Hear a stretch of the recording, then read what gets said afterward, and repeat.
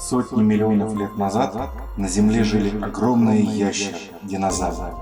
Их рост, вес, размер были поистине гигантскими. Десятки миллионов лет назад их сменили не менее гигантские млекопитающие. А потом все резко прекратилось. Но обо всем по порядку. Гигантские размеры доисторических существ поражают воображение. Динозавры достигали длины тела более 30 метров. Это высота 10-этажного дома. А вес, по разным оценкам, мог достигать 80 или даже 120 тонн. Пришедшие на смену динозаврам млекопитающие были поменьше, но также достигали немалых размеров. Например, гигантские ленивцы в 6 метров высотой, или индрикотерий, предок носорога, достигавший 5 метров в холке и веса в 17 тонн. А про мамонтов вообще знают все. Однако сейчас таких животных не встретишь. Почему? Самый популярный ответ ученых звучит так. Так получилось. Огромному животному якобы сложно существовать. Настолько сложно, что динозавры жили в течение 250 миллионов лет. Есть и другие ответы, но все они так или иначе сводятся к чему-то вроде «так вышло». Но гигантские животные существуют кое-где и по сей день. Океан. Именно там, в условиях гораздо более плотной среды, по сей день живут гиганты. Те же синие киты до сих пор достигают размеров более 30 метров и веса более 150 тонн. Однако очевидный вывод о том, что атмосфера Земли раньше была гораздо более плотной, чем сейчас, ученые старательно обходят. Так какой же плотности могла быть атмосфера на Земле? Чисто эмпирически, основываясь только на размерах доисторических существ, напрашивается вывод о плотности, близкой к плотности воды. Однако стоит лишь заикнуться об этом, как официальная наука начнет извергаться потоками ярости и гнева. Расчеты показывают, что при давлении уже в 7-8 атмосфер некоторые привычные нам вещества начинают проявлять необычные свойства. Хлор, например, перестает быть газом и становится жидкостью. А также, что при повышении давления растет температура. Но не все так просто. Во-первых, у нас перед глазами всегда есть вечный пример – вода. В океане на глубине 4 километра давление составляет более 400 атмосфер, однако температура держится около 3-4 градусов. Во-вторых, когда мы говорим о более плотной атмосфере, то все слегка наученные люди начинают говорить, что нас расплющит. Это так и не так одновременно. Рыбу в океане, китов, акул, дельфинов не плющит. Так в чем же дело? А дело в разнице давления снаружи и внутри тела. Внутреннее давление морских обитателей практически такое же, как и снаружи. То же самое можно сказать и про сухопутных обитателей. То есть, другими словами, если вы будете находиться под водой в скафандре, то вас расплющит рано или поздно. Если же вы будете дышать водой, то нет. Это не просто факт. Ученые давно уже пытаются придумать способ дышать специально подготовленной жидкостью в легких на основе перфторуглеродных соединений и углекислого газа, растворенных в воде. И, надо сказать, не безуспешно. Совсем недавно был показан опыт, проведенный на собаках, которые могли дышать водой. Такой способ дыхания как раз и позволяет сравнять внутреннее и наружное давление и погружаться практически на неограниченные глубины. Другими словами, высокая плотность атмосферы никак не скажется на вас и не расплющит, и не раздавит в том случае, если вы ею дышите и давление в вашей кровеносной системе такое же, как и снаружи. Конечно, могут понадобиться дополнительные меры. Но организм довольно-таки универсальная штука. Он может приспособиться и к другому процентному соотношению газов, и вообще к другим газам. Аквалангисты, например, зачастую при глубоких погружениях заменяют атмосферный азот на гелий, а процент кислорода уменьшают до минимума. Давление до 15 атмосфер человек выдержит относительно спокойно, но зафиксированы рекорды и в 40 атмосфер и даже более. Но ученые продолжают манипулировать сознанием и информацией. Попробуйте сейчас выяснить, какая максимальная плотность атмосферы возможна у Земли. Вас завалят расчетами, цифрами, формулами, запутают объяснениями, незаметно подменят понятия давления и плотность, и в конце концов вы узнаете, что более плотной атмосферы у Земли вообще быть не может. Ну, максимум плюс 5-7 атмосфер, а то и всего 2. А дальше? А дальше тупик. Это просто невозможно по миллиону причин. И вроде бы никто ничего не скрывает. Но когда вы зададите ученому прямой вопрос, он вас просто не поймет. Случится когнитивный диссонанс, и он начнет отвечать на совершенно другой вопрос. Так как же быть? Давайте посмотрим в ближайший космос. Совсем недалеко от нас, на расстоянии всего 50 миллионов километров, болтается вокруг Солнца точная копия Земли – Венера. Разница в размерах между Землей и Венерой всего в 350 километров радиуса. У Венеры чуть меньше. Но это ничтожно мало для того, чтобы разница была сильно ощутима. На Венере почти такая же сила гравитации, как и на Земле. Она втрое ближе, чем Марс. Однако там невероятно плотная атмосфера. Практически 93 земных атмосферы у поверхности. То есть факт того, что атмосфера Земли не просто могла быть, но практически неизбежно была, плотнее нынешней. И при этом она всего вдвое толще земной, около 200 километров. И поэтому за последние 60 лет мы практически забыли о ней.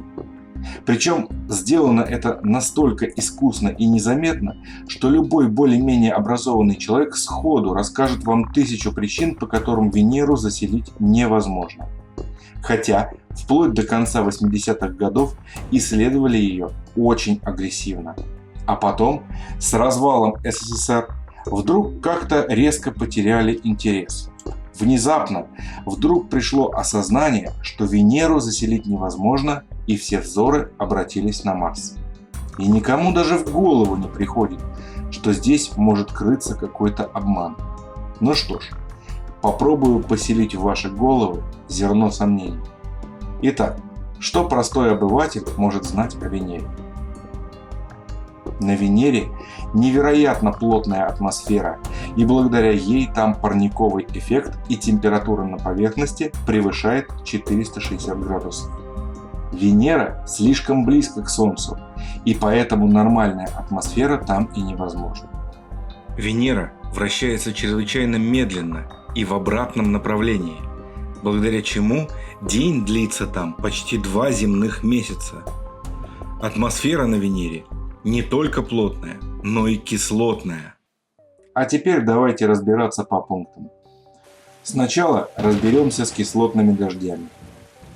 Оказывается, диоксид серы, который якобы и создает эти дожди, содержится в атмосфере Венеры всего на 0,16%.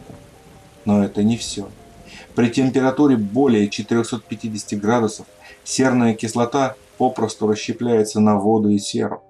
А поскольку по официальным данным температура у поверхности Венеры выше 460 градусов, то кислотные дожди никогда не достигают поверхности. Они сосредоточены на высотах более 50 километров над верхним слоем тропосферы. Ниже, ближе к поверхности, сконцентрирован углекислый газ, которого в атмосфере Венеры 96%. Но находится он там не в том состоянии, которое нам знакомо. Благодаря высокому давлению и большой температуре он переходит в состояние сверхкритического флюида. Это когда газ под большим давлением приобретает свойства и газа, и жидкости одновременно. Плотность такого вещества составляет от 10 до 80% от плотности воды.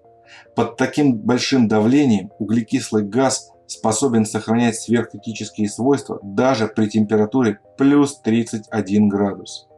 То есть это почти жидкость, в которой можно свободно плавать. Океан из полужидкой углекислоты. О чем это нам говорит? Пока ни о чем. Однако запомним этот нюанс. Есть еще один недружелюбный факт.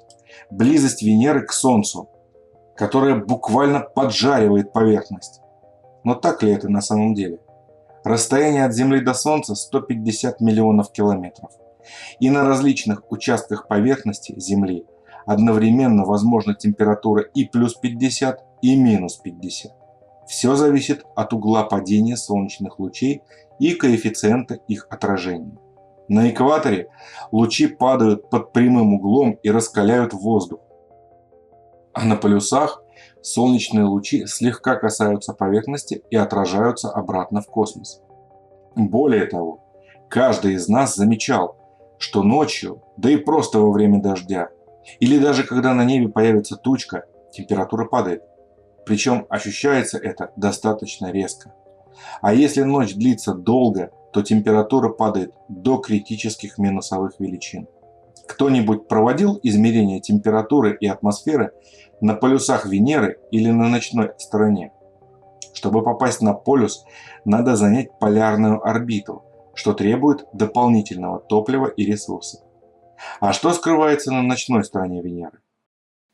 15 декабря 1970 года на орбиту планеты вышел советский аппарат Венера-7 и сразу, сходу, проведя лишь 2 коррекции орбиты, врезался в атмосферу планеты. После чего аппарат успешно приземлился глубоко на ночной стороне Венеры и начал передавать данные.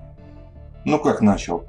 Во время посадки у него отказал телеметрический коммутатор, и какое-то время вообще не было понятно, где он сел. А после посадки он начал передавать данные о температуре, которая достигала 475 градусов у поверхности. Эти данные передавались всего 20 минут, после чего аппарат замолчал навечно. Но вроде бы все ясно. Температура на ночной стороне тоже огромная. Аппарат ведь подтвердил.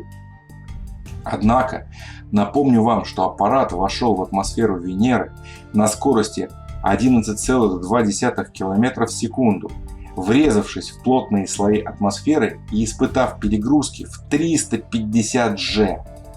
Для справки, шаттл Колумбия вошел в атмосферу Земли, которая почти в 100 раз менее плотная, чем на Венере, под очень слабым углом и малой скоростью, но перегрузки не превышали 7-8 G. И тем не менее, раскаленная до более чем 2000 градусов плазма от трения об атмосферу разорвала шаттл на кусочки. Наш же спутник испытал при вхождении в атмосферу перегрузки в 50 раз выше. Сложно вообще представить, до какой температуры он разогрелся. И после посадки в течение 20 минут он передавал только температурные данные. Но можно ли им в таком случае верить? Какие именно данные он передавал? Температуру атмосферы или температуру полужидкого газа вокруг себя, разогретого собственной плавящейся обшивкой? Вторая попытка сесть на ночную сторону была у американцев в 1978 году. Они не стали мелочиться и на борту аппарата «Пионер Венера-2» запустили сразу 4 спускаемых зонда, 2 из которых должны были приземлиться на ночной стороне, а 2 на дневной. Как говорят, эти аппараты подтвердили данные, полученные с Венеры-7. Хотя оба ночных зонда и один дневной тупо разбились при ударе о поверхность. Больше попыток высадиться на ночную сторону не было. Так что если аппараты передавали неверные сведения? Напомню, что единственный севший аппарат, советский Венера-7, приземлился с неработающим коммутатором, и его местоположение вычисляли чисто эмпирически, основываясь на различных эффектах, подобных доплеровскому. Даже на Земле диапазон температур скачет в пределах 100-130 градусов, от минус 80 до плюс 50. А это значит, что температура на Венере ночью свободно может падать до плюс 250 градусов. Но самое главное не в этом.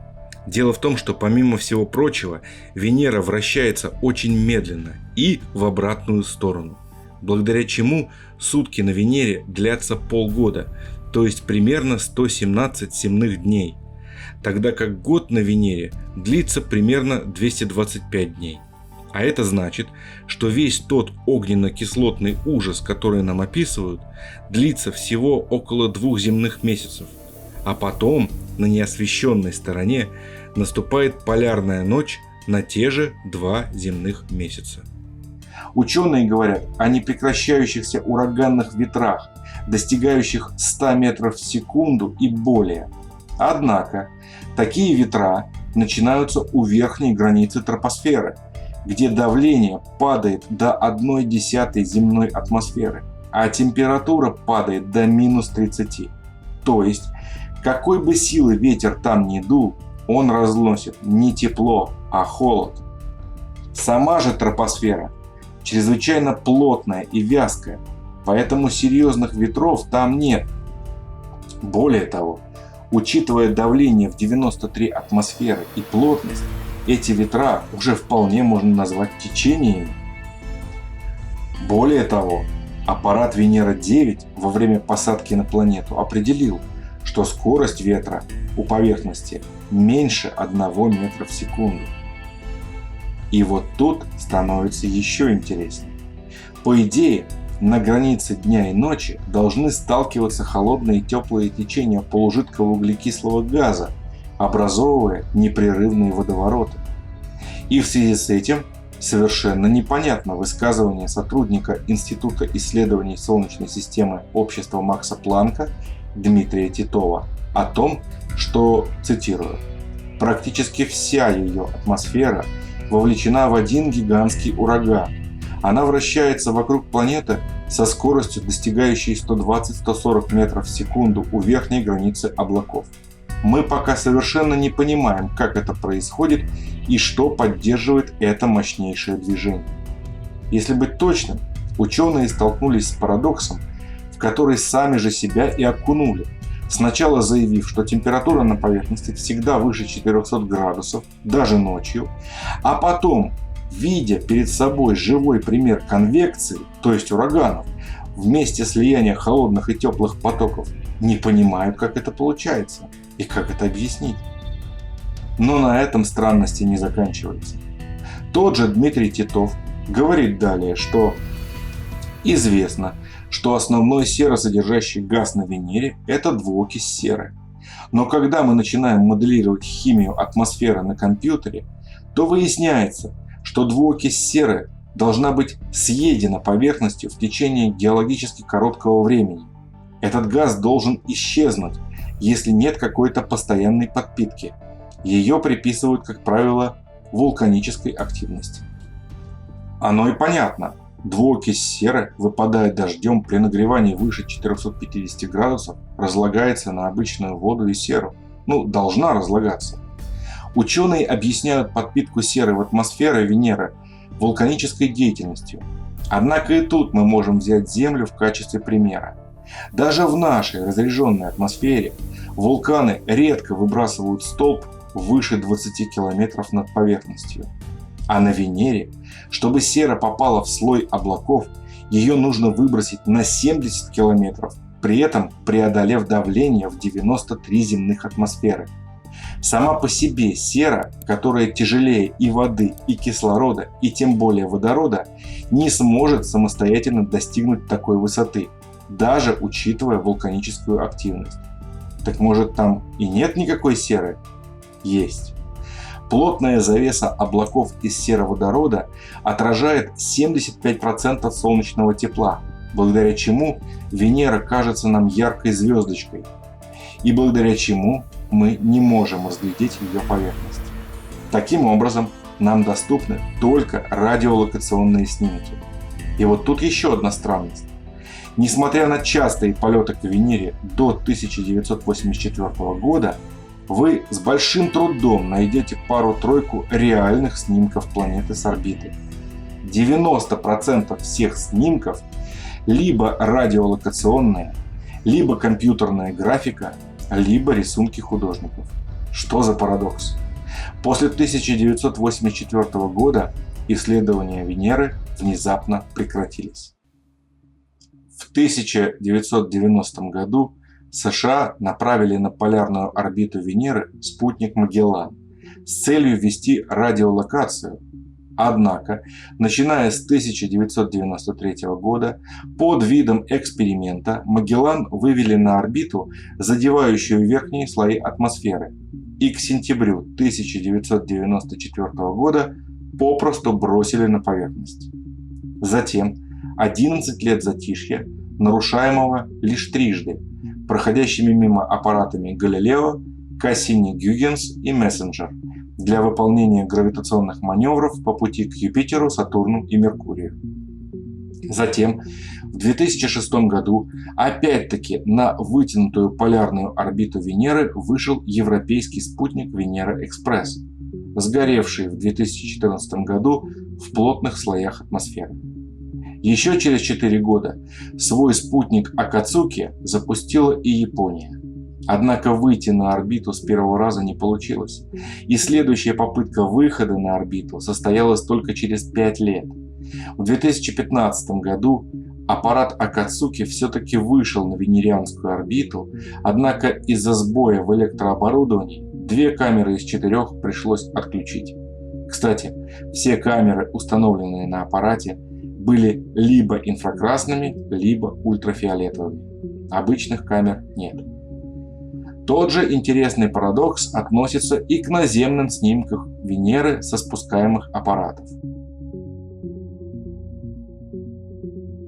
За 23 года исследований Венеры с 1961 по 1984 год к ней было отправлено 24 аппарата, из которых 19 советские. За следующие 36 лет так или иначе побывало рядом с Венерой всего 6 аппаратов, из которых непосредственно спутниками планеты стали всего 3.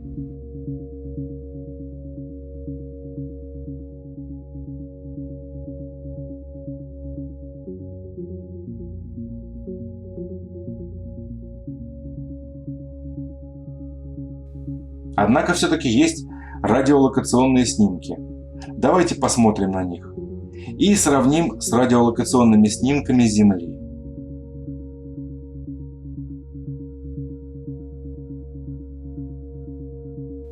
Похоже, не правда ли? А теперь угадайте, откуда этот снимок. С Земли или Венеры? Очевидно же, река, значит, с Земли. А вот и не угадали. Это снимок с Венеры. Ученые, недолго думая, окрестили его лавовым потоком. Таким образом, Венера, с одной стороны, четко дает нам понять, что наличие более плотной атмосферы на планете, аналогичной Земле, очень даже возможно. С другой стороны, перед нами встает довольно мрачный образ недомолвок об этой планете со стороны ученого мира. Ничего не известно об атмосфере и температуре на ночной стороне. Непонятно, что подпитывает верхние слои атмосферы серой. Непонятно, почему на дневной стороне поверхности такая высокая температура, ведь 80% солнечного излучения отражается обратно. Высокое давление и плотность тоже не объясняют этот феномен. Во всяком случае, давление на глубине 6-8 километров в земных океанах вполне сопоставимо с давлением атмосферы на поверхности Венеры, но температура там не повышается выше 4-8 градусов. Так кому верить? Своей логике или данным с разогретого до 3000 градусов и потерявшего систему координации зонда Венера-7, а также разбившихся при падении аппаратов Пионер Венера-2? Журнал «Всемирная иллюстрация», 1871 год, том 6, страница 190.